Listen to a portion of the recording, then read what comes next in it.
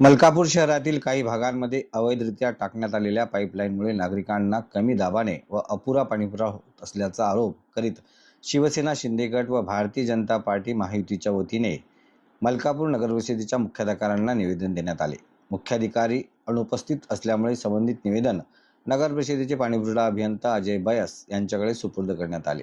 निवेदनात नमूद करण्यात आले आहे की धरणातून मलकापूर शहराला मुबलक प्रमाणात पाणीपुरवठा केला जात असतानाही शहरात 12 ते 14 दिवसानंतर पाणी येत आहे। तसेच केवळ 1 तास व कमी दाबाने पाणीपुरवठा होत आहे। याशिवाय काही नवीन लेआउटमध्ये अवैधरित्या पाईपलाईन टाकून पाणीपुरवठा केला जात असल्याने नियमित कर भरणाऱ्यांना नागरिकांना एक प्रकारे अन्याय होत आहे।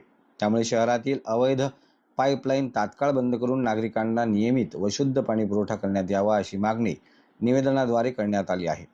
या संदर्भात पाणीपुरवठा अभियंता अजय बयास यांनी संबंधित विषय मुख्याधिकाऱ्यांसोबत चर्चा करून लवकरात लवकर योग्य ती कारवाई करण्यात येईल असे आश्वासन दिले।